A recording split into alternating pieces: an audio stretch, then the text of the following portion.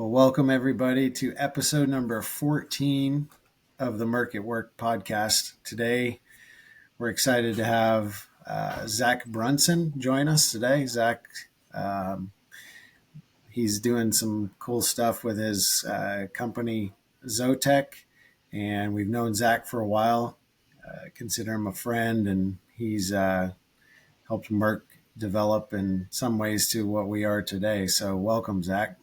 Thanks for having me. Looking forward to it. Yeah. How about you start off with a little introduction into what you're doing in your role and those kind of things?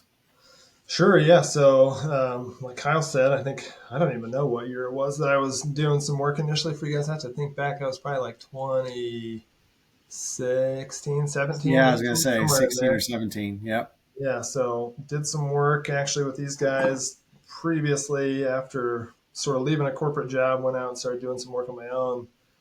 And was lucky enough to meet these guys, do some work with them, and have stayed in touch, like Kyle said, since then, which has been good to see them grow. And so happy to be on here with you guys today. And then, yeah, so currently I'm at a role at Zotech Partners, which is a medical billing company for the most part.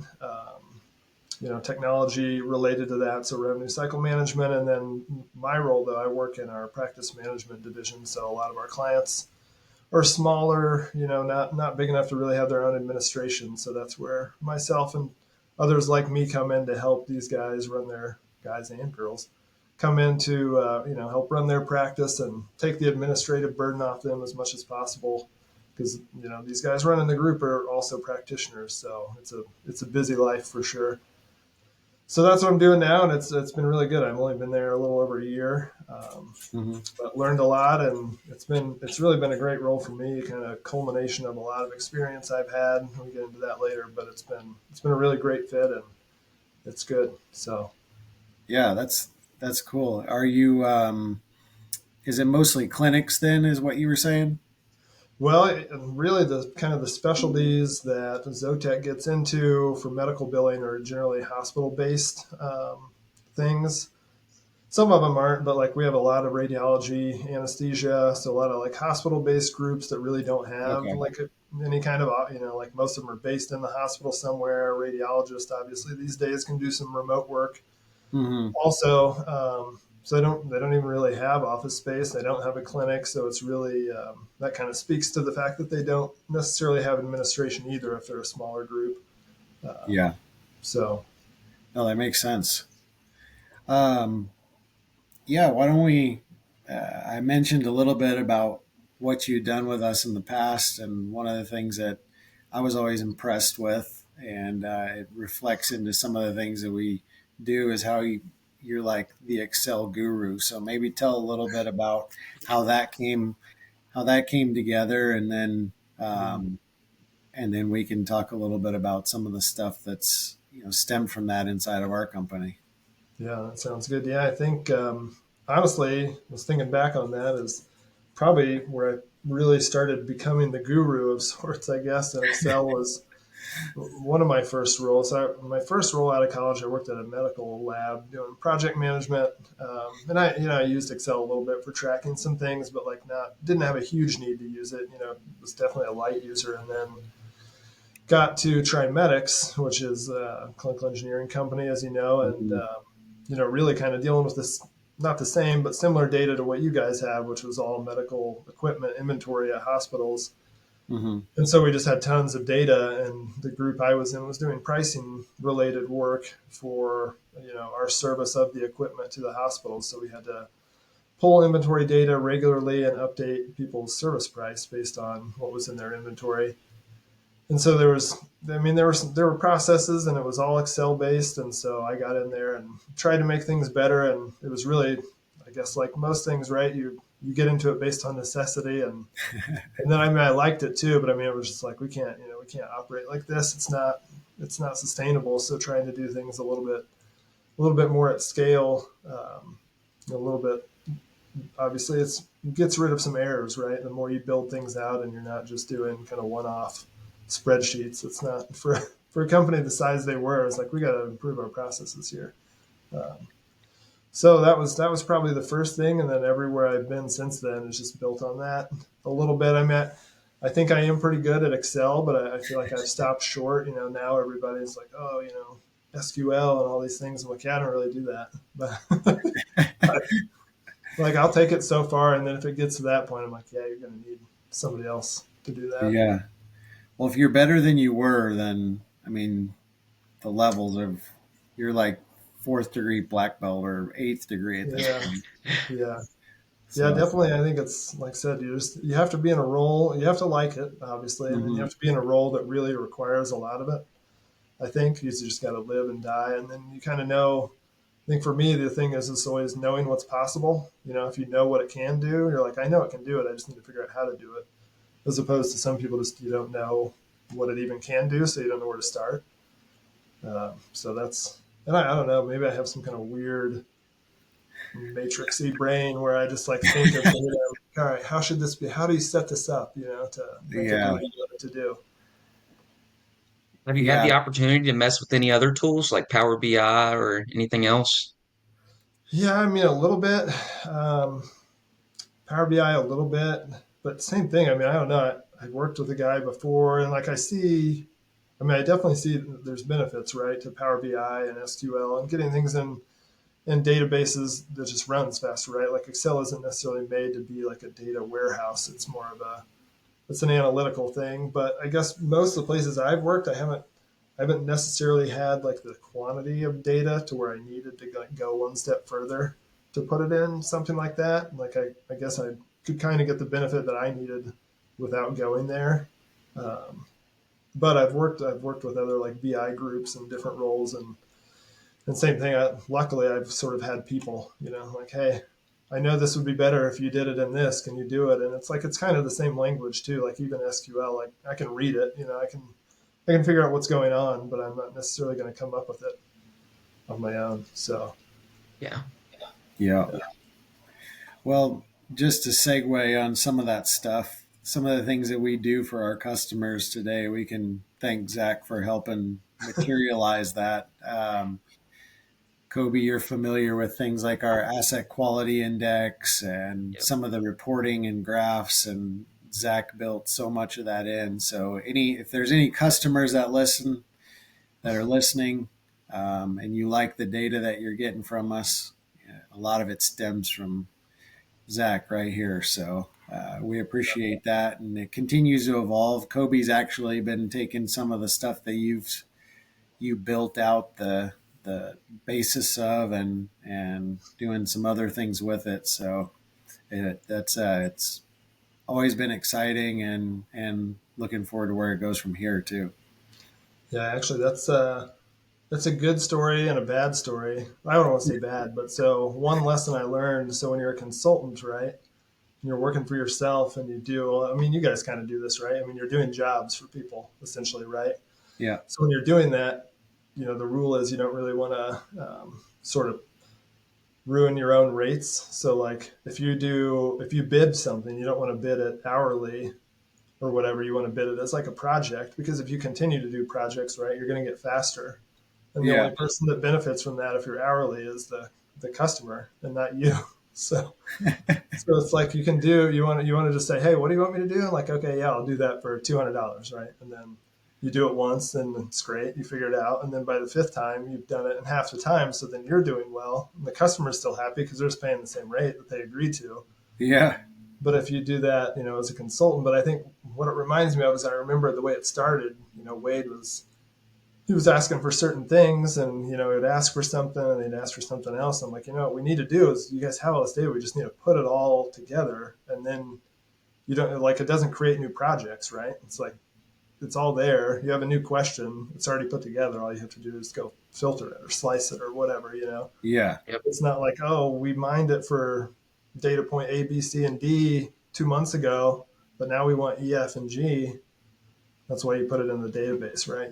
You get it all there, and then you can just do your analytics whenever it strikes you. Yep. yeah. So Yeah, and that's a lot of where it's gone even since then with the development of our software platform Arrivo, and it. but again, you have to have that basis where you start from, and now it's evolving into an entire platform that gives the live data at a glance at any point, for any Hmm. customer that would hop on that. So Yeah. again, kudos to you for helping kickstart that. Yeah, you guys have done a great job. You've done a lot, taken it a lot further than what I was doing. Well, you mentioned a little bit about what you're doing at Zotech. What's kind of the differentiator or what makes them unique in the marketplace? Well, so I mean, I think Zotech has been for me. It's a really great place in terms of culture, and I think that goes Mm, a long way. I've yeah, worked at several different places, and I think the quote that's out there, I forget a few different people. I think I've been credited with it, but basically, take care of your people, and your people take care of your customers. I think we really embody that at Zotech. So, yeah, I mean, obviously, we have good processes, we have good technology. I mean, it's state of the art things that are going on in the medical billing space, but I think none of that works if you don't have good people taking care of your customers. And from my experience there, it's just been really, really good on that front in terms of doing the right thing, being transparent. Um, for me, I think I approach practice management at anything as like, even though I work for Zotech, I feel like I work for the groups that I'm supporting, right? It's like yeah, I feel like I'm helping them run their business. So their business is my business, essentially. If they're doing well, we're doing well. And I think that's how Zotech approaches things as a business partner. You gotta put yourself in with them. Don't treat, I mean, they're obviously our customers, but same thing, right? If all our customers go away, we have no business. So you want their success to be your success, and I think that's some of what you guys do, right? I mean, you're trying to help people be financially, sustainable and making the right decisions. Because if they yeah. do that, then they'll keep calling you, and everything's good, right? It's a cycle. So I think that's kind of the key, really, for any business. You put a good product out there, and you take care of your customers, and things go well.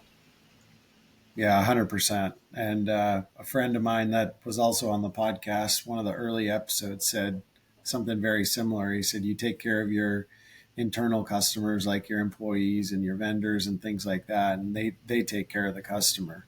Yeah. And it all, like you said, it cycles. Everybody is working together. You have that strong culture, and it's embedded in there, and everybody works together to create value and do that on behalf of the customer. So we totally get that, and like you said, it's what we've built a lot of our success on, is taking care of the customer for whatever their needs might be.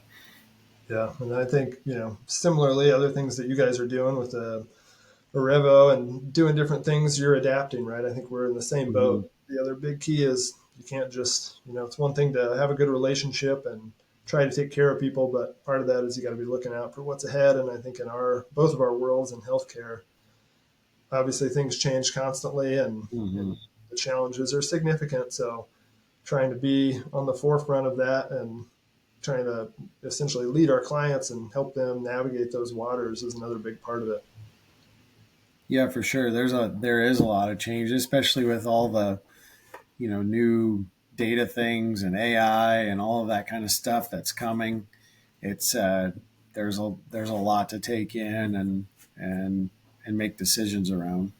Yep, yep. And I think just, right now, even obviously, I think healthcare has been under scrutiny. It's Yeah. probably under even more right now and will continue to be in the administration that we're in. And I mean, probably for the foreseeable future until maybe some more significant changes are made somewhere along the line. But it's definitely, it's a challenge. I think it's got a supply and demand problem. Hmm. It's coming at it from all angles essentially. So we see that a lot with physician shortages and whatnot. I mean, driving Yeah. costs up, and it's all over the place. Yeah. There's been a lot of talk about that, the whole shortage of physicians and nursing. And it seems like there's always these trends that are going each year or each couple years, there's this, the anesthesia shortage, anesthesiologists Yeah. and supply chain issues from COVID. And there's always these trends to have to navigate. And again, like what you guys are doing, what we're doing, we're trying to help our customers navigate through those things. And we take it from that, like you mentioned earlier, that financial approach. How can we help you save money with your assets? And like what you're doing is helping them manage all of their practice and all that to make good quality sound decisions as a business. So for sure, Yeah. definitely Yeah. aligned that way. And Yeah. Zach, So with healthcare like constantly changing, I know we talked a little bit about that. What are you guys doing over at Zotech for automation and AI? I remember reading on your website a little bit about that and the CZAR revenue cycle management system. Do you want to touch base on a little bit of that and the things that you guys are doing to adjust? well, I wish I could, Kobe, but it's probably a little bit out of my realm. So yeah, I really. So being a practice manager, I'm really kind of, even though, like I said at the beginning, kind of I work for Zotech, obviously.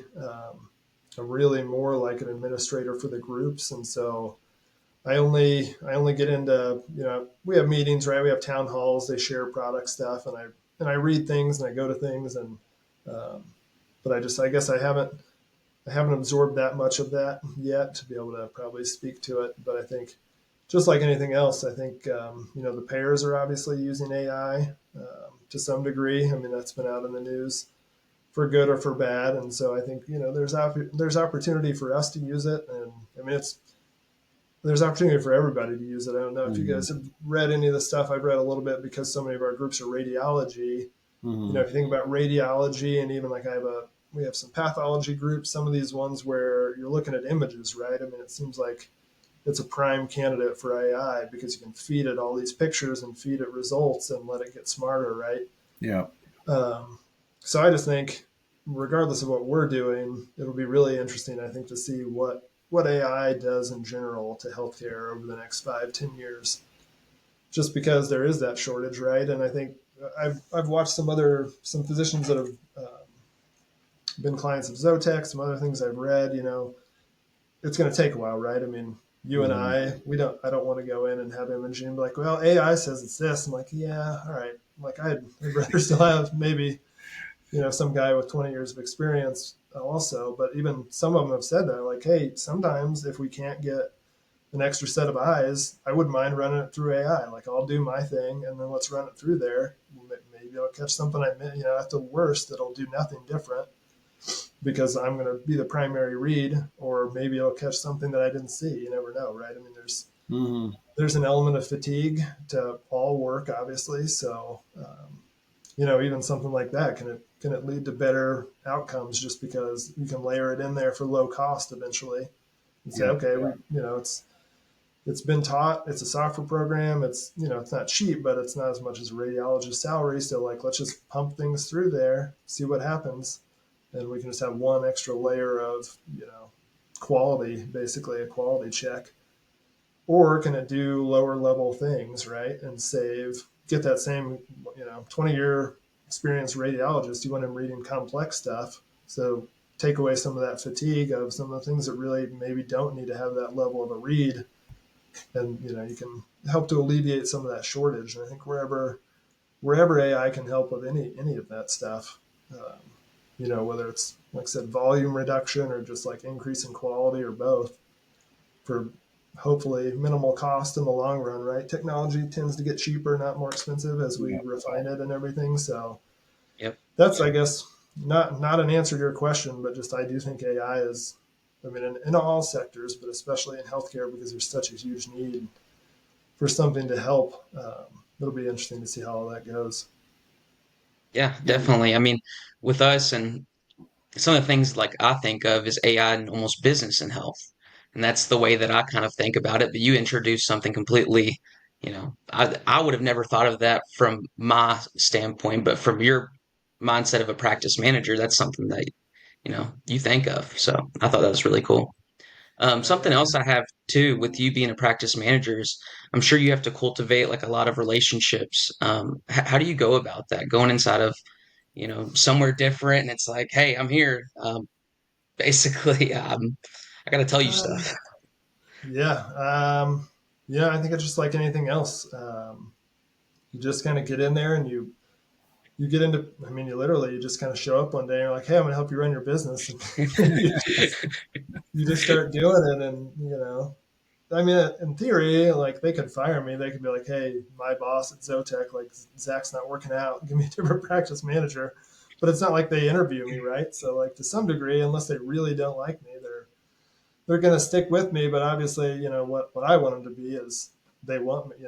We've had practice managers in the past get written into people's contract because they want them to stay, so bad. So like it's Wow. like, hey, we'll renew with you, but only if so and so is our practice manager. Wow. And that's part of the thing too, right? I mean, like it's a good business move for Zotac because you get somebody really embedded in their practice and they don't want to Hmm. switch.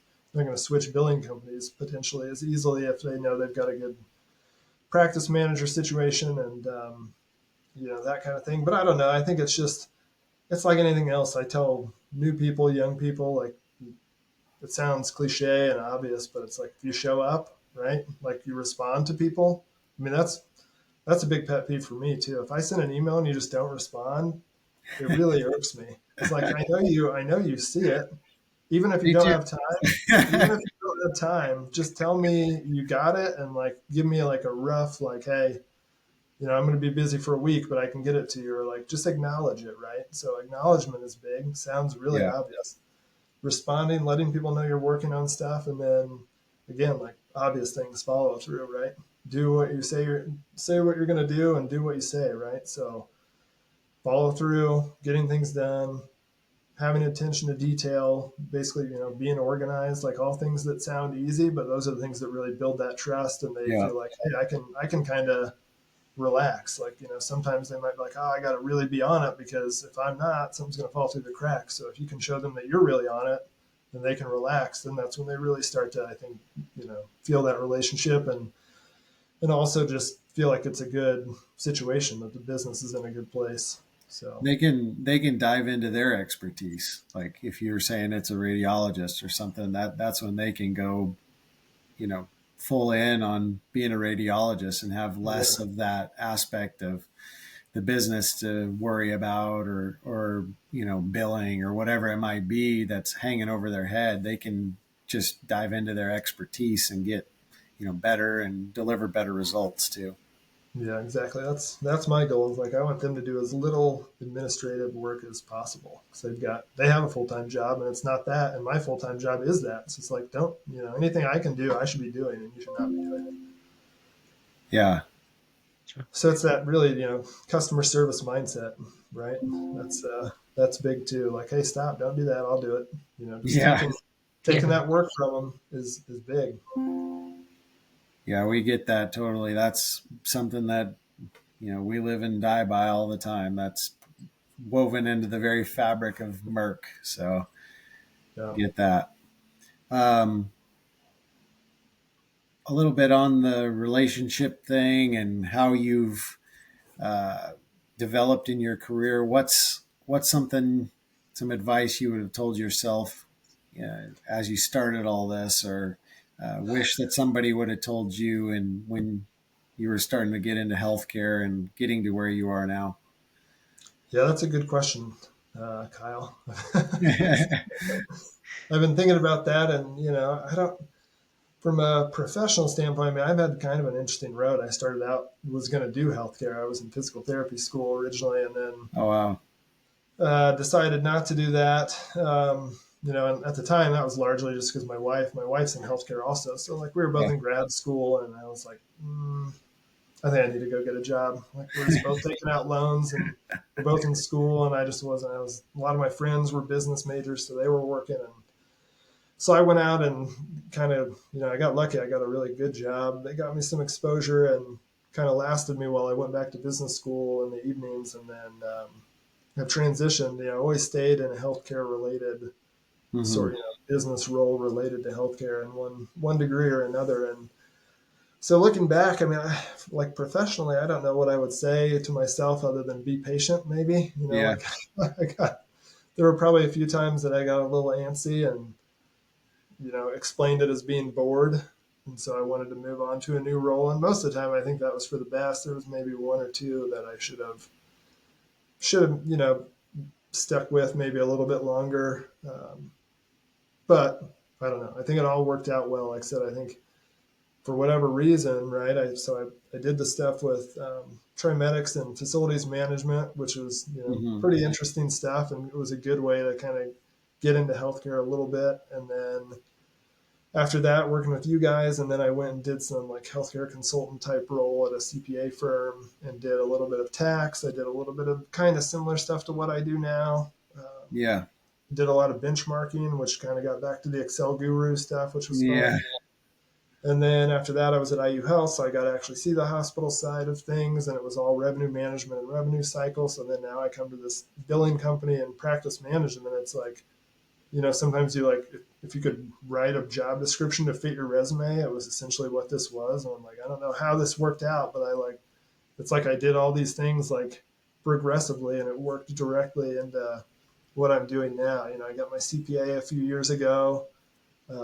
Like everything I've done, I feel like has essentially translated to some part of the role that I'm in. So I think that people say like it's not the destination, it's the journey, but that doesn't Yeah. feel real good when you're going through the journey sometimes. I think the older I've gotten, I've started to appreciate that a little bit more Yeah. because I have friends from all along the way too. Like I just Yeah. met with my old boss yesterday from the job at Trimedics, and obviously talking with you guys now. Yeah. And like I have really good friends actually that I was in physical therapy school with. So it's like you would have never plotted this out, right? But this is how it Hmm. happened. It worked out well, so you just kind of have to appreciate it. But I will say, I am a fan of. I don't want to say quitting, but essentially, like I, I would also say don't give up, right? If you don't think you're in the right fit, keep moving. Essentially, like Yeah. because I guess the culmination where I'm at now, I feel like is a really good fit for me, and I'm glad I got there. And if I would have just kind of grinned and bared it longer at other places, I wouldn't have ever gotten there. Yeah. So I guess it's that balance. You gotta be a little patient and give things a chance and make sure you're not kind of jumping out of something too quick. But then at the same time, if you know it's not the right fit, just get out of there, right? Yeah. just move on, try something else because you want to get to where you're you know happy, right? Yeah. You're really kind of clicking on all cylinders. You're using all your skills and gifts to the best, and so Yeah. some form of that is what I would say to myself. I Be think. patient, but be ready to take a little bit of a risk when Yeah, it's the right that's right. time. Yeah, Yeah, for sure. Kobe and I were just looking at something the other day when we were coming back from one of our trips, and it listed off all these tycoons in business that it didn't they're basically the whole career didn't really kick off until their 40s. Yeah, Yep. Like it was like amazing. So Henry Ford didn't start Ford until I think he was 45. yeah, yeah, And so it was just a whole bunch of people like that, billionaires and multi-billion-dollar companies that was like they all got going in their 40s. So again, that goes back to that patience and move into so the you're places. saying I still have time? Yes, I mean me too. So Kobe's got lots of time. Yeah, good for you. Soaking Yeah, up this knowledge now, you'll be set by the time you're that age, Kobe. yeah. You might not even have to wait that long. Yeah, no, I think that's true though, and I think part of that too is like, well, I guess not part of that necessarily, but it just reminded me of also just being comfortable with who you are. Sometimes think like, right, I went to get my MBA at IU, and not that it's like necessarily geared toward this, but you go to a school like that, you're like everybody's like, you should be on the CEO track, and you're doing all these things, and like CEO isn't for everyone, right? Yeah, Like sometimes you just need to be comfortable with who you are, and what I've kind of settled on to some degree is I like doing the work, so to speak. Like I don't ever see myself in a role where I'm like a high level executive somewhere at a big company. Like I like the smaller situation that I'm in now, where hmm the groups I work for are, 5 to 20 doctors, and like, everybody, and, everything you do, you can see the result of. Like, I've worked at big places like IU Health and tens of thousands of employees, and lots and lots of things going on, which is great. I get, some people like that kind of thing, but I like the smaller things. So identifying what you like, I think goes a long way. And that's the other thing that, at least for me, initially it takes a little while. Like, you do need to go around and have some different experiences to figure out what that is. Yeah. So, what's next? What are some of the goals and things that you're looking to try and achieve from this point forward? Yeah, that's another good Not question. So I not really, being CEO, obviously. yeah, yeah, yeah. Well, that's the thing. It's like, well, I'm pretty happy where I'm at, and I think Yeah, part of it is seasons of life too. My kids are 12, 10, and 9 right now. yeah, So it's kind of a good time. I don't want to say coast because I'm not the kind of person that coasts. yeah. Like, I went back, got my degree, and then 4 years ago, or 5 years ago now, I guess, got my CPA. So I do like to have goals. I feel like I just work better with goals, but I don't know what that goal is. I mean, I think potentially at this point, it might be some things on the side that I've always wanted to do. Yeah, Like, I don't know. I mean, I would love to like start a business at some point, but again, yeah, not necessarily to like, I'm not trying to have a global empire, but something that could even be nonprofit, or just something that can make a difference and I can kind of have as my baby. So that's out there in my head. I've always wanted to teach. So yeah, maybe be able to even just like get my toe in the water, go do like some guest lectures. Probably would be like in health administration at this point, something yeah. like that. But some of those things, something that's not necessarily so like more of a sideways goal, I guess. Not like I'm not trying to go up, but just branch out, do some more things that are outside of what I've done, I think is probably the next thing. Just Yeah. need to determine what that is. I haven't landed on one, and with said 12, 10, and 9-year old kids, there's not a whole lot of time, but That's there's true. always a little bit of time if you prioritize it. So just need Yeah. to just need to kind of settle on one and go give it a try. And like I said, it either goes well and I like it, or I stop doing it and I'll do something different instead. Not I afraid like, to quit things. yeah, I like that because it's, your focus was, how can you kind of give back and teach and instruct? And I think that's Yeah. great when the mentality is to, what can I pass along? Not so much how much can I grab. Yeah. So no, I like Yeah. that. I don't want to say anything badly here of anyone, but I work with highly compensated people, and Hmm. you see it, and even if you don't see it, right, and whatever, it's like at some point, what are you gonna do with all that money? That's Yeah. that's nice. I'm just like, more money, more problems is relatively true. Yeah. It's like you spend more time figuring out what to do with your money, and it's like, I don't know, like our lives aren't all that different, right? Like you could make 5 times what I make, but like generally on a daily basis, we're living pretty similar. So Yeah. I think the thing that I'm all about is time, right? You can't Hmm. you can't get more time. So I'm kind of more of a, well, I'm really getting off on a tangent, but I want to work consistently, kind of as long as I can. It's like I said, Yeah. I like doing the work. I have no goal of retiring when I'm 55. I don't necessarily want to be working like crazy when I'm 55, but I would like to be working at some level from now until I can't work, essentially. Yeah. And I want to take care of myself so I can do that. And then, hopefully along the way, though, I'm not working like crazy from 20 to 50 to then sit and not work. I want to enjoy my time along the way, like enjoy my family, go on vacation, Yeah. not be so worried about like, hey, I'm going to just crush it in my career for 30 years and I'm going to do nothing. Like, why? Yeah. Like, I'd rather just enjoy my life along the way and do that till I'm hopefully 85, you Yeah, know? a lot of people I hear will just say things like, well, if you don't enjoy it while you're still able to do it, what's going to happen? Like, you have a Yeah. bad hip or bad knee Yeah. when you're old and you've worked so hard that you're just like, man, I don't want to get on an airplane and go see the world. I'm 70 years Yeah. old now, or Yeah. whatever it might be. But Agree. There's no guarantees. And yeah, yeah, I mean, if you can do it, that's the thing. Like, if you can do it now and do it later, hopefully. yeah, do some of both. Do it a little more balanced. And I think Yeah, that's Yeah. exactly. I don't know if you guys have ever heard that whole situation is culminated in a story called The Tale of the Mexican Fisherman. Have Yeah, you I've ever? heard that one. Yep. Yeah, so that's essentially the mentality. Kobe, you can look it up later. Okay, I was about to say I haven't heard that one. Yeah, that's a It's good good. one. Yeah, Yeah, it's basically what we were just saying. So yeah. Gotcha. And you'll speaking of enjoy it. Tom, Zach, what do you like to do on your free time?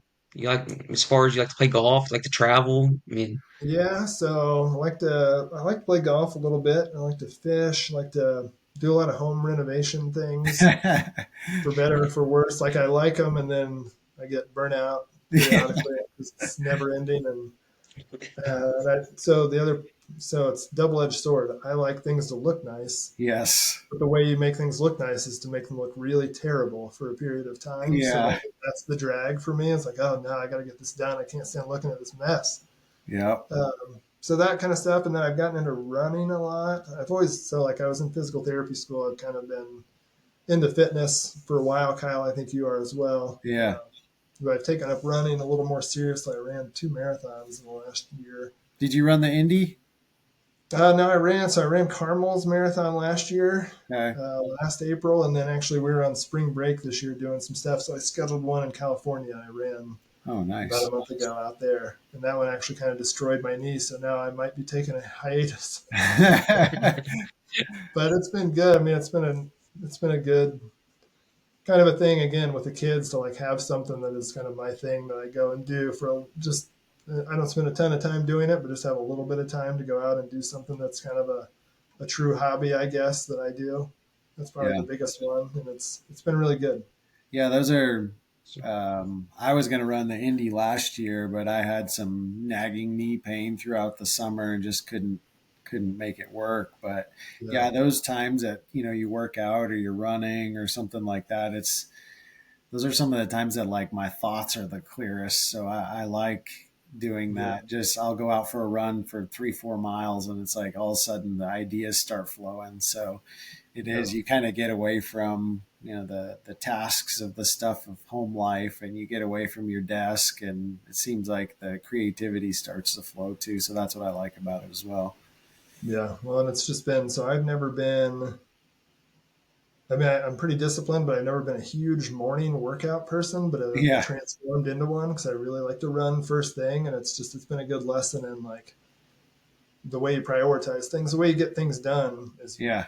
prioritize it, right? So like, it's so easy in our jobs and anybody's job is you have good intentions, right? Like I'm going to run at lunch, or I'm going to run after work, and then the Yeah. whole day gets away from you. And then that does not happen. So like Yep. the way to make it happen is you do it first thing and everything else has to come second, Yeah. unless it's like really, obviously there are things that come up, but for the most part, nothing I'm doing, luckily, is life or death, and it can wait 45 minutes or an hour. Yeah. If I show up at 9 or 8, it doesn't really matter, right? Yeah.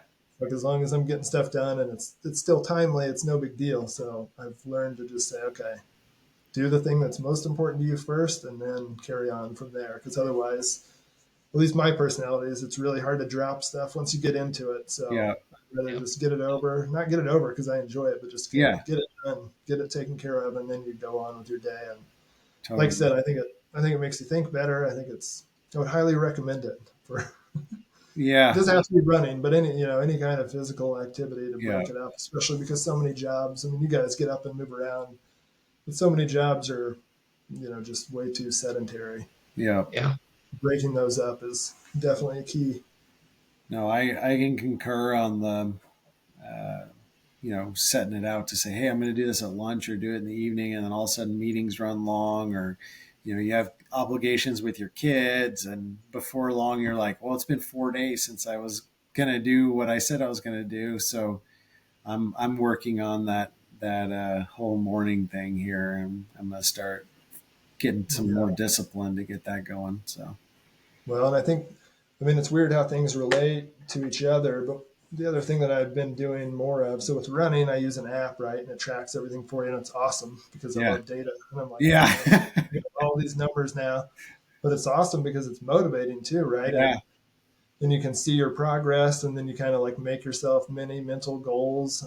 yeah, Relaying that back to business, I think is just reminds you is like the whole, if you can't measure it, you can't manage it type Yeah. of situation. So like, that's what, going back to a goal, like with running, you set a goal for a marathon, you're going to follow a plan and you're going to check in. And it's the same thing in business. Like you got to set a goal and you have to pay attention to it. If you don't have a goal, like you'll be fine, right? Like same thing. If I don't run a marathon, I'll go run a few times a week, but it's easier to say, oh, I'm not going to run as far today. Or if I skip one, it doesn't really matter.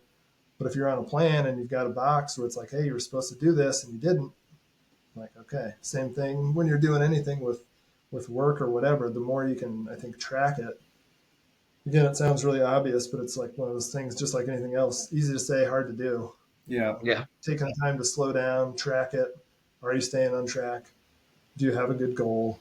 Um, yeah, I just like I said, I think I operate better that way. And I think most people, businesses, whatever, having a goal and an actual plan to check in on is key.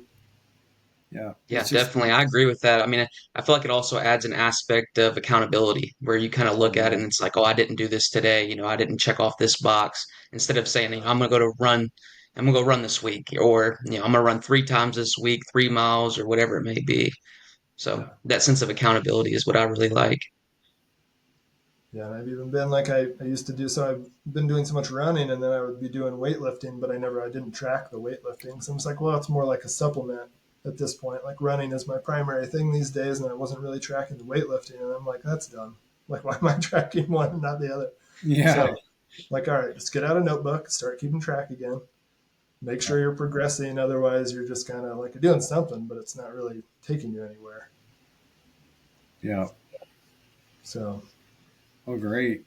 No, that was, appreciate it and appreciate your time. We enjoyed having you on, and uh, yeah, looking man, it's forward fun. to looking forward to staying in touch a little bit better now that we're just down the road again from you. I was gonna say, what are the goals for you guys? I mean, like with kind of anything new with work, or even just what's the goal kind of for this podcast and things like that. Yeah. We're really trying to push the growth right now. Obviously, like we mentioned earlier, the platform we've built out, trying to get that into people's hands to help them save money, their capital planning and asset management functions in their facilities and facility groups. Um, we're working on some things that, maybe be able to share at a later point, but don't want to reveal too much, but definitely on the eyes of, or on the line of growth and trying to, get more and more of our products and services out there. I think the podcast here, what we've tried to do is bring on people that can provide value back to not only healthcare but business, just in general as well. I obviously, with us being healthcare oriented, it's going to be a little bit more oriented that way. Yeah, But like our last episode was with Sam Goodwin, and he's an entrepreneur, and he was captured in Syria and learned lessons on some of his time in captivity, and being imprisoned over there, and able to share some of those kind of things. So anything like that, and just to give people an opportunity to share their story and provide value for listeners, and it obviously share some of the things we're doing as well. So, yeah, that's some of the stuff we're working on. yeah, that's good. I listened to little bits of a couple. I have to listen to some more, but I think it's always interesting even to hear like somebody like that maybe, and just how similar but different people's lives and experiences are. Right? It's just like when you read Yeah. books, you're like, I'm not the only one who thinks like this. Yeah. It's kind of refreshing that way to not feel like you're the only one when you see somebody else going through it the same but different, Yeah. that you have. Yeah, for sure. That's the goal. So, yep, we're, you know, just trying to push as hard as we can. Yeah, that's good stuff. Yeah. Well, Well, yeah, looking forward to staying in touch with you guys and go from there. Do one of these in 5 more years and see if maybe there will just be 3 AI versions of us and we'll be on a yacht somewhere. yeah, exactly. Yeah. Uh, That Except for would we be, don't need a yacht. We'll just rent one for the day. See, I yeah, don't want. exactly. Why would you want to own a yacht for? That's crazy. Yeah. Going back to like you said, well, how much is enough? Like if I can only use this once a year, why do I need Well, this? I'm terrible at relaxing. Even like we go on vacation, I just want to go and do stuff. So I'm like, what am I going to do on a yacht? I mean, I'll take it from like point A to point B, but I can't just be floating around all day. Yeah, exactly. And I like to I guess we'll need a speedboat for you. Yeah, yeah. Give me a different boat. well, we'd have to have a yacht big enough to take a helicopter off to go see all the sights. There you go. Now we're talking. All right, All right. makes sense now. We got to figure it out. All right, Zach, it's been a pleasure. Thanks so much for joining us. We'll have to do it again sometime. All right, thanks, guys. Thanks, All Zach. right.